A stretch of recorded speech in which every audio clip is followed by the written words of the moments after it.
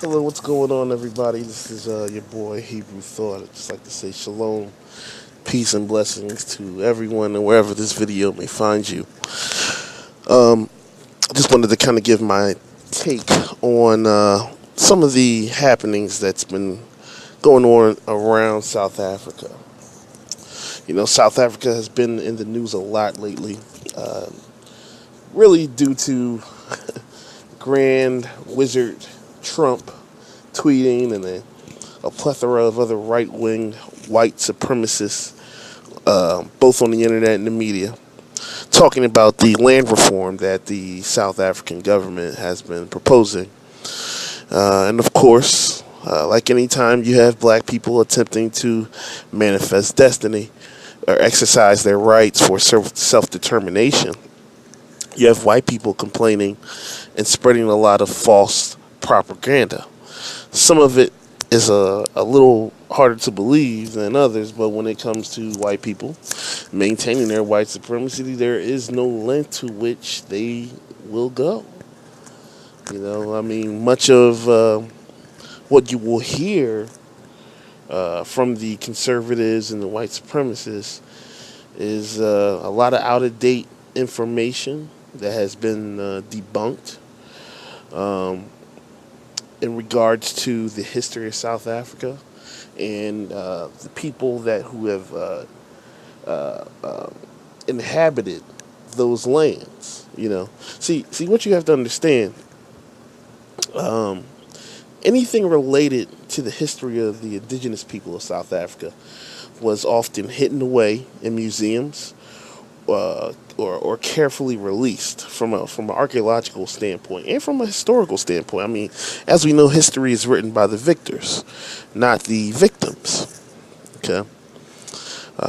Sadly, you know, had it not been for a few honest archaeologists, excuse me, that have written and spoken out about the blatant lies regarding South Africa's archaeological finds, you know, we wouldn't have some of the information that we have debunking a lot of these right wing white supremacist talking points. Okay, the land reform is it's taking place for a few reasons. In my opinion, one would be white people are such a small minority, but yet they control much of the country's wealth. I mean, from what I've been able to gather, I think it was something like 9 to 10% of the population, but yet they own 73% of the country's fertile land. They also control most of the country's wealth. B, they're not indigenous. They're not indigenous to Africa, period. And C, they are only in these positions of wealth and power because of the crimes against humanity that go back to the moment the European came to South Africa. I mean, a lot of people want to talk about apartheid, but uh, long before apartheid, there was massacres. I mean, millions of people killed by the Europeans in southern Africa. We're just talking about this part of Africa. We're focusing on South Africa. Even in the 40s, before the Holocaust, you had the Germans exterminating, I think it was somewhere around 2 million South Africans, buried them in shallow graves. You can look it up now. I think it's called Shark Island in South Africa. Just look up South African genocide by the Germans on YouTube. There's a lot of documentaries on it. Also, of course, there was slavery of both the indigenous populations of Africa, the Khoi, the San, the Osa, the Zulu, and a number of other ethnic groups, black people, black Africans that lived in those areas long before the Europeans arrived.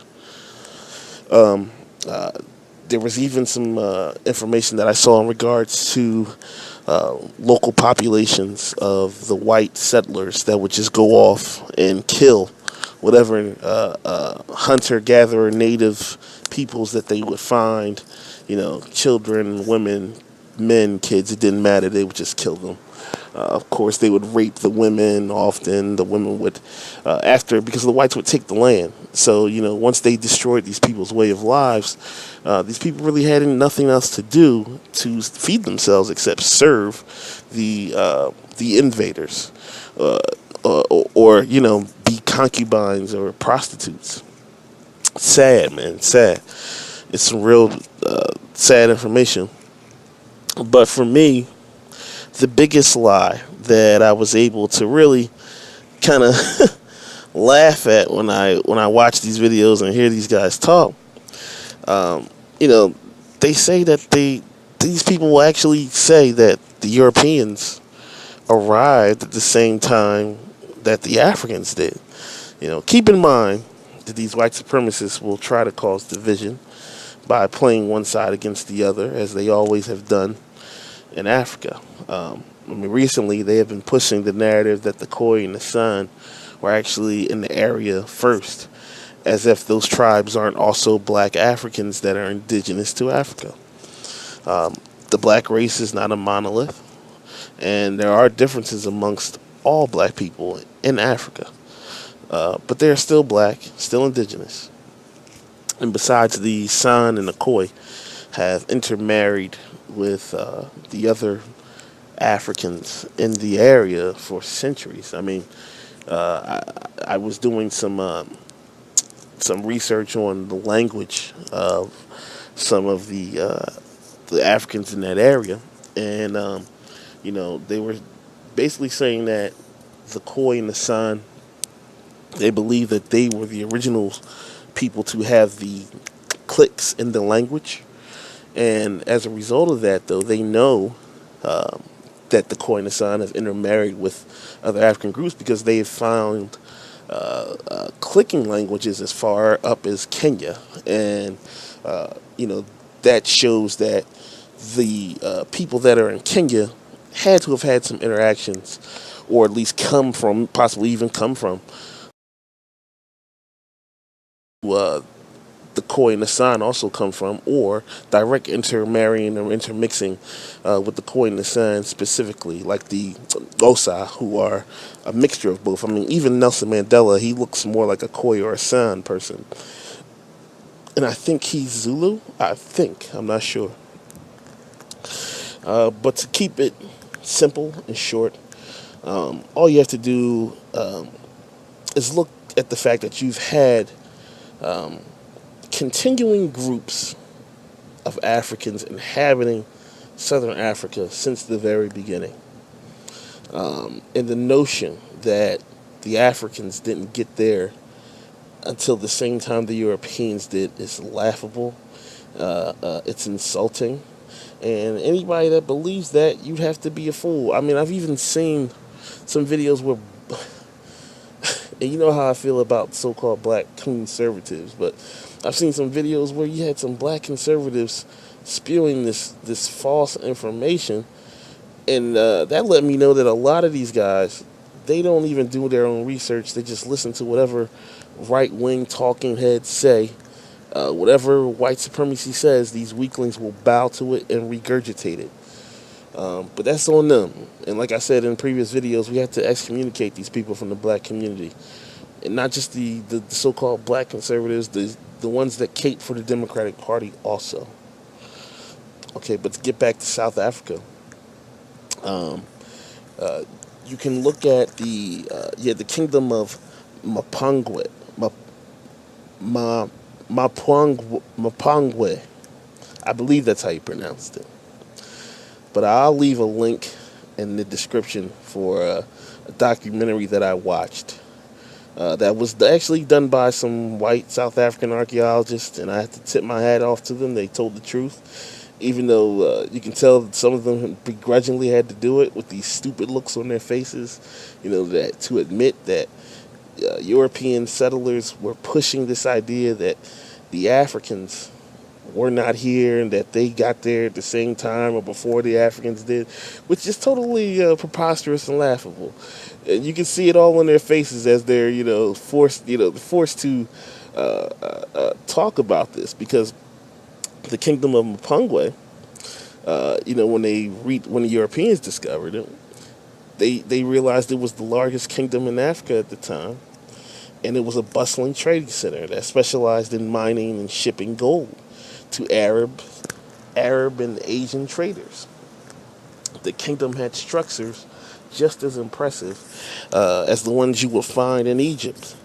In fact, the ruins, when they were first discovered by the Europeans, they were so incredible, so well done that they could not believe that these were black Africans that did this. They were coming up with all kinds of theories that it was Egyptians, Arab Caucasoid Egyptians that came down to South Africa, or it was a white King Solomon who built these golden tombs, these golden mines.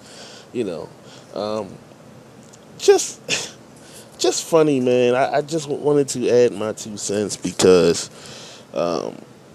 in this era of white supremacy that we're living in, where they're really trying to, it's almost like a last-ditch effort. The white supremacists, along with their Negro collaborators and their other ethnic group collaborators, all of them have one thing in common. That is to fight black people at every turn.